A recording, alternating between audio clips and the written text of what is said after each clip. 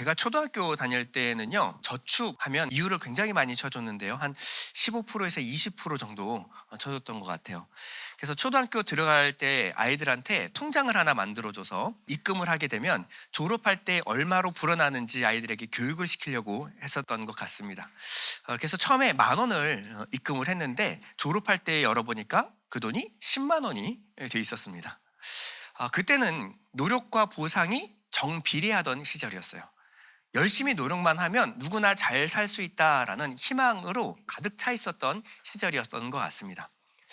그런데 지금은요, 우리가 상상하지도 못한 과학과 문명의 발전을 이룩했음에도 불구하고 우리 지금 청년들의 앞날은요, 그 어느 때보다도 암울한 것 같습니다. 오늘날 뉴스와 일상의 소식들은 사람들에게 미래에 대한 막연한 공포를 심어주고 있는데요. 세상은 지금 이상기후에 시달리고 있다라는 보도들이 계속해서 보도가 되고 있고요. 전쟁의 소식이 들려옵니다. 그리고 경제 불안의 소식이 들려오고 있어요. 그래서 미래의 세상이 어떻게 될지에 대해서 굉장히 불안한 미래를 살고 있는데요. 심지어는 AI가 앞으로의 청년들의 일자리를 뺏어가게 될 것이다 라는 뉴스도 지금 들려오고 있습니다. 그래서인지 요즘 청년들 중에 10명 중에 7명은요, 밤에 잠을 자지 못하는 불면증에 시달리고 있다라고 합니다. 피곤하지 않아서가 아닙니다. 몸은 부서질 듯이 피곤한데요, 침대에 누워서 천장을 바라보고 있으면 온갖 생각들이 다 지나갑니다. 지금 다니고 있는 회사에 언제까지 다닐 수 있을까? 내가 지금 만나는 이 사람과 언제까지 연애를 해야 될까? 내 통장 잔고 가지고 어디 집 한 채라도 얻을 수 있을까? 이런 여러 가지 생각들로 인해서 잠을 이루지 못하는 경우가 너무나 많다라고 합니다. 마음이 불안해서인데요. 이 불안할수록 미래를 예측하고 싶은 마음이 드는 것이 사실입니다. 그래서 이 유튜브를 통해서 경제 전망을 들여다보기도 하고요. 커리어에 대한 조언을 얻기도 하고요. 또 데이터나 통계 분석을 보기도 합니다. 그리고 남들의 성공 사례를 뒤쫓으면서 어떻게든 내 미래에 대한 불안감을 지워버리려고 애쓰고 노력합니다. 근데 그렇게 정보를 많이 모으고 앞을 예측하게 되면 내 마음이 편안해지나요? 오히려 더 불안해집니다. 왜냐하면 정보를 많이 알면 알수록요, 우리가 모르는 미지의 영역들이, 불안의 요소들이 너무나 많다라는 것을 발견하게 되기 때문에 그렇습니다. 저도 예전에 청년 때 불안한 청년 시기를 보냈는데요. 늘 제 머릿속에 드는 것은 과연 내가 지금 잘하고 있는 것인가?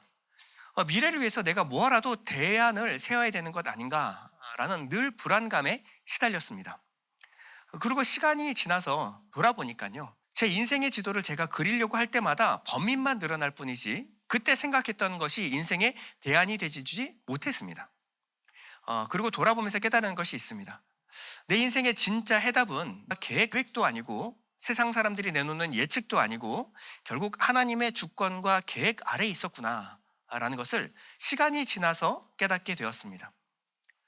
오늘 본문은요, 이것을 굉장히 잘 보여주는 본문인데요. 오늘 본문 1절을 보겠습니다. 느부갓네살이 다스린 지 2년이 되는 해에 느부갓네살이 꿈을 꾸고 그로 말미암아 마음이 번민하여 잠을 이루지 못한지라. 여러분, 느부갓네살이 누굽니까? 당대 최강대국 바벨론의 황제입니다. 이 남자는요, 모든 세상의 권력과 재물을 다 갖고 있는 남자였어요. 그리고 수하에 세상의 모든 지혜자들을 두고 있었던 전혀 부족할 것이 없는 사나이였습니다. 그런데 이 절대 권력자가 밤에 잠을 자지 못합니다. 왜냐하면요, 꿈 때문이에요. 꿈. 당시 꿈은요, 미래를 내다보는 예지하는 것이라는 믿음이 있었습니다. 그런데 이 꿈이 뭔가 불길했고 이 꿈이 기억이 나질 않는 거예요. 그리고 꿈의 의미가 해석이 되지 않기 때문에 밤에 잠을 못 자고 있는 겁니다. 이 느부갓네살은요, 내일을 알 수 없어서 불안해하고 있는 거예요. 지금도 마찬가지입니다. 세상에 모든 것을 가진 것 같은 사람들이 있어요. 그 사람은 자신의 앞날이 창창해 보이지만요, 그 사람 또한 이 앞날에 대해서 절대 보장을 받지 못합니다. 불안감에 시달리고요, 자신의 인생의 해답을 찾지 못해서 헤매고 있는 경우가 많습니다. 모든 것을 다 가진 것 같고요, 두려울 것이 없을 것 같이 보여도요, 이 세상 모든 사람들은 미래에 대한 불안과 염려에 시달리고 있습니다. 이 과학이 이렇게 발달한 시대에 그리고 수하에 수많은 인재들이 있음에도 불구하고요, 그들은 결정할 때 누구를 찾아가냐면 역술가들을 찾아가서 물어봅니다. 어떻게 해야 될까요? 언제 해야 될까요? 이런 것들을 역술가들에게 물어보는 경우가 너무나 많습니다. 이 느부갓네살도 미래가 불안했습니다. 간밤에 꾼 꿈이 불안했던 거예요. 그 꿈이 무엇이고 그 꿈이 무슨 의미인지를 알고 싶었습니다. 그래서 당시 바벨론의 최고 엘리트들을 다 불러 모았는데요, 박수와 술객과 점쟁이들을 다 불러 모았습니다. 2절에 보면 왕이 그의 꿈을 자기에게 알려주도록 박수와 술객과 점쟁이와 갈대아 술사를 부르라 말하매 그들이 들어가서 왕의 앞에 선지라. 여러분, 이들은요 단순히 점쟁이들이 아니었어요. 이들은 꿈을 해몽하고 미래를 점치는 자들이었는데요, 수많은 꿈을 분석하고 해몽하고 수많은 사례와 통계를 가진 이 분야의 전문가들이었습니다. 요즘으로 치면요, 데이터 전문가, 경제학 박사들, 그리고 미래학자들이었습니다. 그들은요 왕 앞에 섰을 때 자신만만했어요. 4절에 보면 갈대아 술사들이 아람말로 왕에게 말하되 왕이여 만수무강하옵소서. 왕께서 그 꿈을 종들에게 이르시면 우리가 해석하여 드리겠나이다. 자, 그들의 인사에는 자신감이 넘칩니다. 왕이여 만수무강하옵소서. 우리가 있으니까 걱정하지 마십시오. 왕이 꾼 꿈이 무슨 꿈이든 꿈을 말씀하시면 저희들이 해석해 드리겠습니다. 그런데 문제가 발생했어요. 느부갓네살은요 자신이 꾼 꿈이 무슨 꿈인지를 지금 기억하지 못하고 있는 겁니다. 이 꿈이 뭔지도 말해주지도 않고요, 꿈과 꿈에 대한 해석을 내놓으라고 명령하고 있습니다. 5절에 보면 너희가 만일 꿈과 그 해석을 내게 알게 하지 아니하면 너희 몸을 쪼갤 것이며 너희의 집을 거름더미로 만들 것이요 너희가 만일 꿈과 그 해석을 보이면 너희가 선물과 상과 큰 영광을 내게서 얻으리라. 그런즉 꿈과 그 해석을 내게 보이라. 이것은요 도저히 납득할 수 없는 요구입니다. 꿈은 간밤에 자기가 갖고 놓고 그 꿈이 뭔지도 말하고 그 꿈의 해석도 내놓으라는 겁니다. 그러니까 세상에 모든 지혜를 가진 지혜자라고 할지라도 이 꿈을 알아맞힐 수 있는 사람은 아무도 없었습니다. 11절에 보면 왕께서 물으시는 것은 어려운 일이라 육체와 함께 살지 아니하는 신들 외에는 왕 앞에 그것을 보일 자가 없나이다 한지라. 이들은요 당대 최고의 엘리트 학자들이었고요, 지혜자들이었지만 왕이 무슨 꿈을 꿨는지 그것을 알 길이 전혀 없었습니다. 권력자는 불안에 떨고 있었고요, 지혜자는 무능했습니다. 저는 이 모습을 보면서 지금의 모습과 굉장히 닮아있다라는 생각이 들었습니다. 지금 세상은 어디로 향해 가고 있는가 그 누구도 말해줄 수가 없습니다. 앞으로 우리가 살게 된 세상은 어떤 세상인가 그 누구도 예측할 수 없는 세상에 살고 있습니다. 과학이 이렇게 발달하고 지식이 최고조에 올랐는데 그 누구도 우리의 미래 앞날에 대해서 장담할 수 있는 사람이 아무도 없는 겁니다. 왜 그럴까요? 왜 우리는 이런 세상에 살아가고 있을까요? 아무리 많이 배워도 아무리 과학이 발달해도요 미래는 우리 인간의 능력, 인간의 통제 밖에 있는 영역이기 때문에 그렇습니다. 왕은 지혜자들의 대답에 대노를 합니다. 그리고 근위대장 아리옥에게 지혜자들을 모두 다 죽이라 라고 명령하는데요, 12절에 보면 왕이 이로 말미암아 진노하고 통분하여 바벨론의 모든 지혜자들을 다 죽이라 명령하니라. 이 바벨론의 모든 지혜자들 중에서는 다니엘의 세 친구도 포함이 돼 있었어요. 13절에 보면 왕의 명령이 내림에 지혜자들은 죽게 되었고 다니엘과 그의 친구들도 죽이려고 찾았더라. 다니엘이 처음에 발탁돼서 궁궐 안에서 호화로운 대접을 받으면서 공부를 하고 있을 때만 하더라도 그 민족에게 미안할 정도로 나는 특혜를 받고 있다라고 생각했을 겁니다.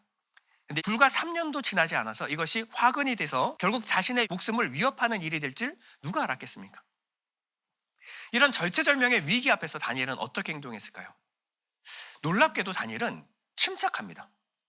이 아리옥 앞에서 침착하게 임기응변을 발휘하는데요, 16절에 보면 다니엘이 들어가서 왕께 구하기를 시간을 주시면 왕에게 그 해석을 알려드리리이다.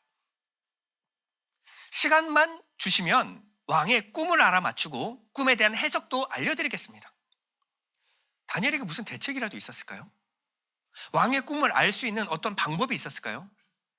지금 다니엘도요 느부갓네살 왕의 꿈이 뭔지를 알지 못합니다. 근데 다니엘이 분명히 알고 있는 것이 하나가 있는데 우리의 꿈도 미래도 이 권력자도 아니고 지혜자도 아닌 하나님께 달려있다. 이것을 다니엘은 알고 있었어요. 그래서 다니엘은 곧장 어디로 가는지 한번 볼게요. 17절에 보면 이에 다니엘이 자기 집으로 돌아가서 그 친구 하나냐와 미사엘과 아사랴에게 그 일을 알리고 하늘에 계신 하나님이 이 은밀한 일에 대하여 불쌍히 여기사 다니엘과 친구들이 바벨론의 다른 지혜자들과 함께 죽임을 당하지 않게 하시기를 그들로 하여금 구하게 하니라. 지금 다니엘이 돌아가서 한 일은요, 합심 기도였습니다. 한번 생각해 보겠습니다. 이 다니엘과 이 세 친구들은요, 당대 최고의 교육을 받은 엘리트들이었어요. 이 엘리트 중에 엘리트, 그 당대 지식이 10배나 더했다. 요즘으로 치면요, 하버드 대학교, 서울대학교 수석 졸업한 사람들입니다. 근데 이들이 인생에 큰 위기가 닥쳤을 때 그들이 꺼내든 카드는요, 그들의 전공 서적이 아니었습니다.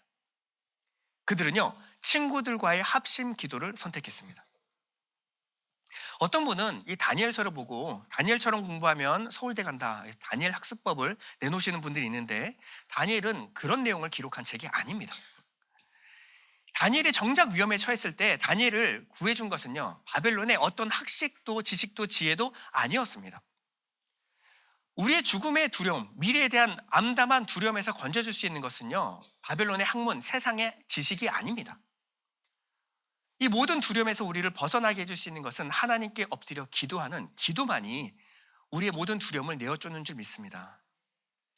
이 18절에 나오는 이 은밀한 일은요, 아람어로 라즈라는 말인데요, 숨기다, 비밀로 하다, 신비의 영역이다 라는 거예요. 다니엘은 알았는데 미래의 영역은 우리가 아무리 공부해도 알 수 없는, 어떤 책에도 나와 있지 않은 내용입니다. 이것은 하나님의 신비, 하나님의 비밀 안에 감추어 둔 것입니다. 이 역사의 흥망성쇠를 쥐고 계신, 이 비밀의 열쇠를 쥐고 계신 분은 오직 하나님이십니다. 다니엘은 이것을 알았던 거예요. 여러분, 우리는 왜 기도하지 않을까요? 염려, 근심, 걱정을 그렇게 밤새도록 밤잠을 설쳐가면서 염려를 하지만 우리는 절대 기도하지 않아요. 염려할 시간은 있어도 기도할 시간은 없다라고 말합니다. 왜 기도하지 않을까요? 우리의 꿈, 우리의 미래, 우리의 지금 처한 문제의 해답이 하나님께 있다는 사실을 믿지 않기 때문에 그렇습니다. 지금 내가 사활을 걸고 있는 이 일에 대한 성패가 하나님의 손에 달렸다라는 것을 믿게 되면요, 하나님께 기도하게 되어 있습니다. 우리의 인생의 모든 때와 해답의 열쇠가 하나님의 손에 있다. 여러분, 이것을 믿는다면 우리가 염려 근심하기 전에 하나님께 엎드려 기도하지 않겠습니까?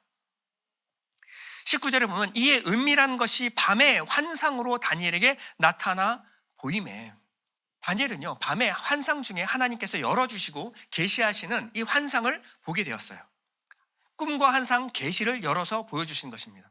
근데 다니엘이 본 것은요, 그냥 보통 꿈, 보통 환상이 아니었어요. 하나님이 다니엘에게 열어서 보여주신 환상은요, 제국의 흥망성쇠를 넘어서 이 땅에 오시게 될 하나님의 아들 메시아에 관한 것이었고, 하나님 나라의 도래에 관한 것이었습니다. 나아가서 세상의 종말과 하나님 나라의 완성이 어떻게 되어질 것인가, 이것을 보여주는 환상이었어요. 다니엘은요, 이 환상을 열어서 계시해 주신 하나님을 이렇게 찬양합니다. 20절에 보면 다니엘이 말하여 이르되 영원부터 영원까지 하나님의 이름을 찬송할 것은 지혜와 능력이 그에게 있음이로다. 그는 때와 계절을 바꾸시며 왕들을 패하시고 왕들을 세우시며 지혜자에게 지혜를 주시고 총명한 자에게 지식을 주시는도다. 다니엘은 하나님을 찬양하는데 무엇보다도 하나님은 때와 계절을 바꾸시는 분이십니다 라고 지금 찬양을 하고 있어요. 자, 때와 계절이 하나님께 있다. 자, 이게 무슨 뜻일까요? 지금의 청년들이 가장 힘들어하는 것은 바로 이 때에 관한 것입니다. 남들은 한참 저만치 앞에 가고 있는 것 같은데 나는 매일 똑같은 일상에 갇혀 사는 느낌이 들 때 이 때를 고민하는 거예요. 아무리 애를 써도 내게는 기회의 문이 열리는 것 같지 않을 때 이 때를 고민합니다. 내 인생의 고난의 때가 언제쯤이나 끝나게 될 것인가? 아니, 내 인생의 시계는 왜 이렇게 더디 가는 것일까? 지금의 이 무의미한 시간은 언제쯤 끝나는 것일까? 언제쯤 내 인생에 따뜻한 봄날이 찾아오는 것일까? 성경은 이렇게 말합니다. 아무 가치 없이 흘러가는 이 시간, 지금 이렇게 느껴질지라도 지금의 시간은 그냥 버려지는 시간이 아니라 하나님의 뜻과 계획, 섭리 안에 지금 흐르고 있다라고 성경은 말하고 있습니다. 이것이 이 때와 연결된 계절의 의미입니다. 여러분, 겨울이 아무리 춥고 지루하고 끝나지 않을 것 같아도 겨울에는 반드시 끝이 있습니다. 이 겨울이 끝나야 봄이 옵니다. 그리고 이 봄이 없이 여름이 오지 않고요, 여름이 있어야 가을을 맞이하게 되는 거예요. 각각의 계절은요, 그 기다림과 인내의 시간에는요 의미가 있습니다. 세상 사람들은 자신의 인생의 때가 언젠지 그 때를 알기 위해서 용한 점쟁이들을 찾아가요. 그 때를 앞당기기 위해서 성공한 사람들의 사례를 모방하고 그 루틴을 베껴보기도 합니다. 근데 오늘 다니엘서는 우리에게 이렇게 말해주고 있습니다. 오직 하나님만이 우리 인생의 때와 계절을 결정하신다. 내 인생의 때와 계절을 결정하고 내 인생의 판을 뒤집으시는 분은 오직 하나님밖에 없다. 우리 가운데도 지금 너무 혹독한 겨울을 지나가는 분이 계실 겁니다. 내 인생이 너무 추운 겨울같이 느껴지시는 분이 계실 거예요. 내 인생의 겨울은 왜 이렇게 춥고 혹독하고 길기만 할까? 그럴 때 이 말씀을 기억하시기 바랍니다. 겨울이 아무리 버티려고 노력해도요, 하나님이 자 이제부터 봄이다 라고 하면요, 꽃은 반드시 피게 되어 있습니다.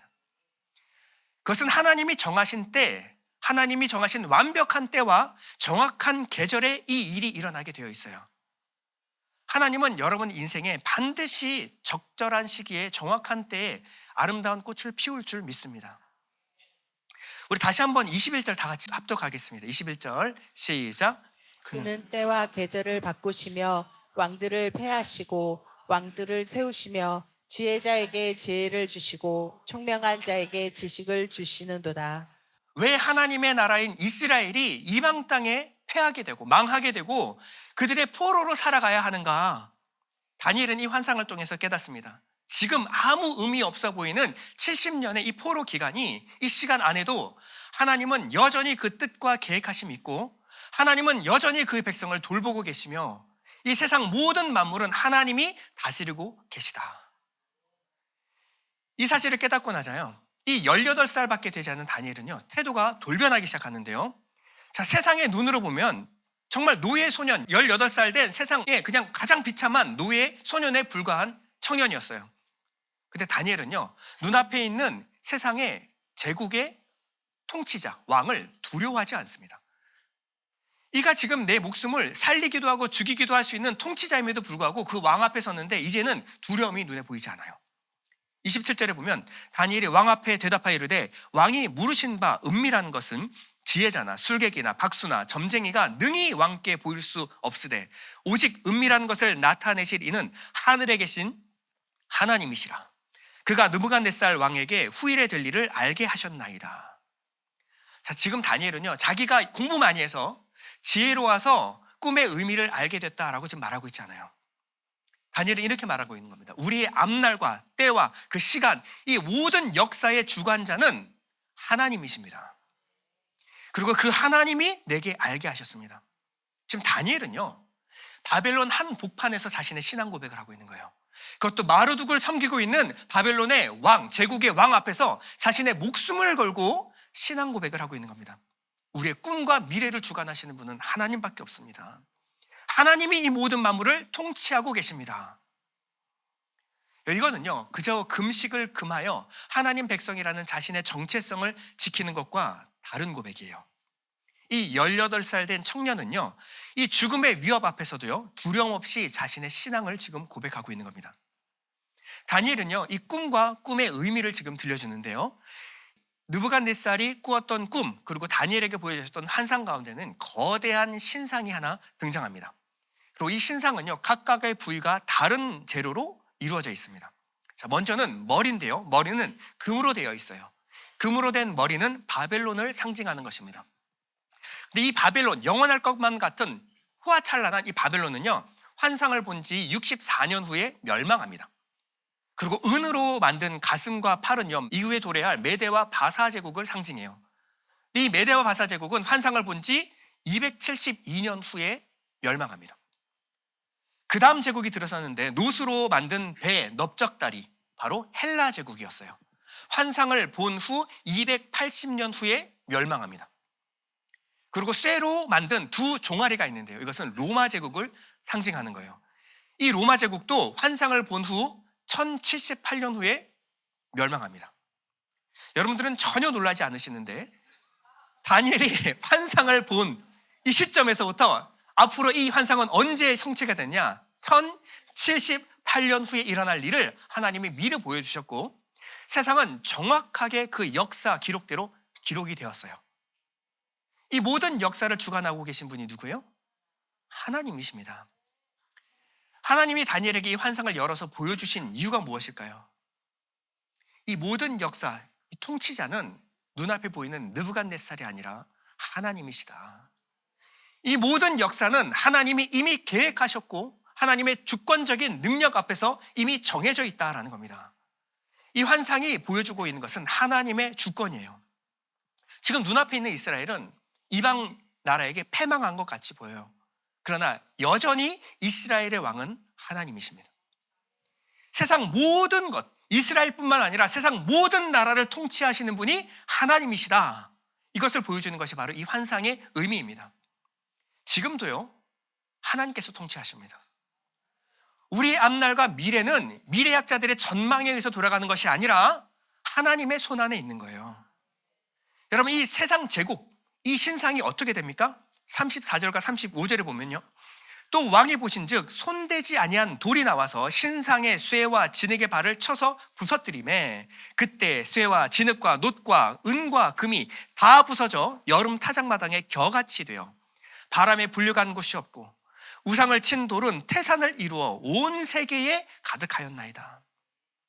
지금 이 환상 가운데 세상 제국, 세상의 다스림, 세상의 통치 원리와 상관없는 사람이 손대지 아니한 돌, 세상 나라에 속하지 아니한 돌이 하나가 날아들어와요.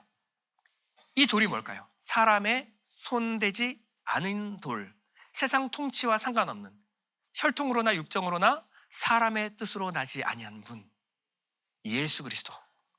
이 예수 그리스도가 와서 거대한 신상을 가루로 만들어 버립니다. 베드로전서 2장 7절 우리 보면요, 믿는 너희에게는 보배이나 믿지 아니하는 자들에게는 건축자들의 버린 그 돌이 모퉁이의 머릿돌이 되고 또한 부딪히는 돌과 걸려 넘어지게 하는 바위가 되었다 하였느니라. 이 예언이 성취가 된 거예요. 여러분, 거대한 제국, 거대한 신상은요, 겉으로 보기엔 너무나 화려합니다. 금으로 된 머리처럼 휘황찬란해요. 그리고 철로 된 종아리처럼 튼튼해 보입니다. 그런데 그 기초를 볼까요? 그 기초는요, 철과 진흙이 섞인 발이었어요. 이 제국의 기초는요, 철과 진흙이 섞인 발.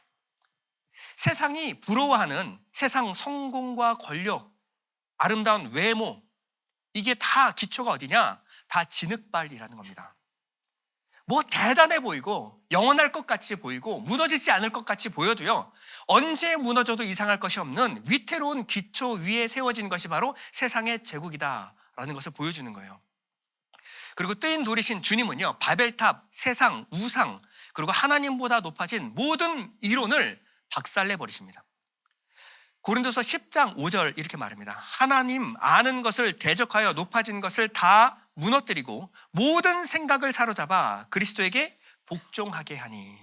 세상에 바벨탑을 쌓는데 전혀 도움이 될 것 같지 않은 이 뜨인 돌, 이 뜨인 돌은요, 이 제국을 박살내서 끝나는 것이 아니라 점점 커져서 결국에는 온 세상을 채우는 태산과 같이 커집니다. 우상을 친 돌은 태산을 이루어 온 세계에 가득하였나이다. 그리고 이 하나님의 나라는요, 영원히 서게 됩니다. 44절 우리 다 같이 한번 읽어볼까요? 시작. 이 여러 왕들의 시대에 하늘의 하나님이 한 나라를 세우시리니 이것은 영원히 망하지도 아니할 것이요 그 국권이 다른 백성에게로 돌아가지도 아니할 것이요 도리어 이 모든 나라를 쳐서 멸망시키고 영원히 설 것이라. 아멘. 지금 구약에 있는 다니엘은요, 무엇을 봤냐면 장차 오실 예수 그리스도를 봤습니다. 그리고 예수 그리스도를 통하여 성취될 하나님의 나라를 지금 환상을 통하여 보게 된 거예요. 그리고 이 하나님의 나라가 세상 모든 나라를 이기고 통치하고 영원히 서게 될 것이다. 다니엘은 이것을 보았습니다. 이 꿈의 내용과 해석을 듣자 이 당대 최고의 권력자였던 느부갓네살 왕이 하나님을 경배합니다. 47절에 보면 왕이 대답하여 다니엘에게 이르되 너희 하나님은 참으로 모든 신들의 신이시요 모든 왕의 주제시로다. 내가 능히 이 은밀한 것을 나타내었으니 내 하나님은 또 은밀한 것을 나타내시는 이시로다. 이 느부갓네살은 이스라엘을 침공하여서 이스라엘을 멸망시켰을 뿐만 아니라 하나님의 성전에서 기구들을 약탈했던 이방의 왕이었어요. 근데 당대 최고의 권력가 이 왕이요 하나님께 엎드려서 지금 경배하고 있습니다. 이 모습은요 지금 환상이 무너지고 하나님의 나라가 서게 되는 이 환상이 성취되는 장면을 잠깐 그림으로 지금 보여주고 있는 거예요. 우리는 다니엘서를 보면서 이 바벨론의 총리로 살았던 다니엘의 삶을 부러워하는 경우가 많습니다. 정작 다니엘은 그렇게 생각했을까요? 다니엘서가 말하는 것이 그걸까요? 지혜를 얻으면 세상 가운데서 머리가 되고 통치자의 권세를 얻게 된다. 다니엘서가 말하는 게 그것일까요? 다니엘은요 이방 총리로 살았지만 전혀 행복하지 않았습니다. 바벨론 그 이방 나라 세상 한가운데 총리로 살아가는 삶은요 매일매일이요 풀무불 가운데 살아가는 삶이었고요 사자굴 속에서 살아가는 삶이었어요. 풀무불과 사자굴에 던져진 인생이었습니다. 다니엘은요 신상에 절하지 않으면 풀무불에 던져짐을 알매도 불구하고 그럼에도 다니엘은 신상에 절하지 않았습니다. 다니엘은 기도를 멈추지 않으면 사자굴에 들어가 죽게 될 것을 알았음에도 불구하고 기도를 멈추지 않았어요. 왜 그랬을까요? 다니엘은 바벨론에서 총리로 사는 것보다 하나님 나라의 백성으로 사는 것이 더 중요한 문제였기 때문에 그렇습니다.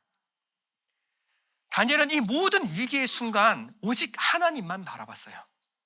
이 역사의 주인이 이 모든 만물을 통치하시는 분이 하나님이라는 확실한 믿음이 있었기 때문에 그 모든 위협 앞에서 두려워하지 않을 수 있었던 것입니다.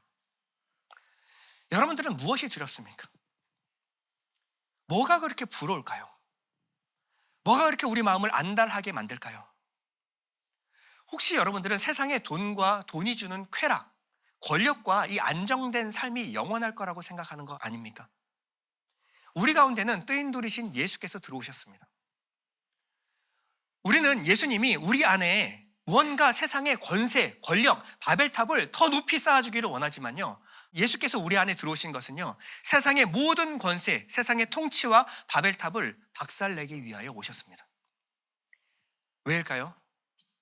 내가 세상에 대한 기대와 내 세상에 걸고 있는 내 희망이 완전히 무너져야 내 안에 영원한 하나님의 나라가 서기 때문에 그렇습니다. 결론입니다. 지금 세상은요 모두 다 두려워하고 있습니다. 한 치 앞을 내다보지 못해서 근심 걱정 가운데 살아가고 있어요. 앞으로 어떤 일이 일어날지 아무도 아는 사람이 없기 때문에 그렇습니다. 어떤 사람들은 AI에게 자신의 심리 상담을 받기도 합니다. 인공지능에게 미래를 묻는 사람도 있어요. 그러나 이 미래를 아는 것은 AI도 아니고요 AI를 만든 개발자도 몰라요. 각자 자신의 대안을 내놓고 있지만 대안을 내놓는 사람마저 그것에 대해서 확신할 수가 없습니다. 우리는요 이 역사의 주인이 하나님이심을 믿는 사람들입니다. 내 인생의 때와 내 모든 계절이 하나님의 계획과 주권 아래 있는 것을 우리는 믿는 사람들이에요. 세상에서 인정받고 출세하는 것보다 더 중요한 것이 무엇일까요? 세상의 역사의 주인이신 이 모든 만물을 통치하신 하나님께서 내 인생을 붙들고 계시다라는 이 믿음이 더 중요합니다. 내 인생의 때와 계절을 바꾸시는 분이 누굴까요? 하나님이십니다. 이 세상 역사를 주관하시고 이 세상의 모든 앞날을 계획하시고 주권적으로 이끌어 나가시는 분이 누구실까요? 하나님이십니다. 이 역사 가운데 그리고 내 인생 가운데 이 거룩한 산돌이신 예수께서 들어오셨어요. 예수를 통한 하나님의 통치가 내 마음 가운데 심겨졌고 지금 자라나고 있습니다. 내 인생은 하나님의 손에 붙들린 인생이에요. 하나님이 내 인생 붙들고 계십니다. 내 인생 하나님의 손 안에 있습니다. 나라가 바뀌고 시대가 아무리 바뀌어도 주님의 약속은 변함이 없습니다. 하나님의 나라는 무너지지 않습니다. 그 영원한 나라가 내 안에 있음을 믿으시기 바랍니다. 우리 다 같이 베드로후서 3장 12절 우리 읽겠습니다. 시작. 하나님의 날이 임하기를 바라보고 간절히 사모하라. 그 날에 하늘이 불에 타서 풀어지고 물질이 뜨거운 불에 녹아지려니와 우리는 그의 약속대로 의가 있는 곳인 새 하늘과 새 땅을 바라보도다. 아멘. 우리 잠시 눈을 감고 기도할 텐데요. 우리는 그 영원한 나라에 소망을 두고 있습니까? 이 바벨론 같은 이 세상을 살 때에 담대하게 살아날 수 있는 이 능력이 어디서 옵니까? 하나님, 내 인생의 때와 계절은 하나님께 있습니다. 내 인생은 하나님의 손 안에 있습니다. 하나님의 약속은 변함이 없습니다. 나는 하나님 나라의 백성입니다. 이 믿음이 우리를 이 땅을 살아가는데 우리를 담대하게 만들 줄 믿습니다. 하나님, 이 믿음 붙들게 해주십시오. 안내에 대한 두려움 가운데 살아가는 것이 아니라 기도로 무릎 꿇게 하여 주시고 하나님이 주시는 그 담대함으로 살아갈 수 있도록 허락하여 주옵소서. 우리 잠시 기도하겠습니다.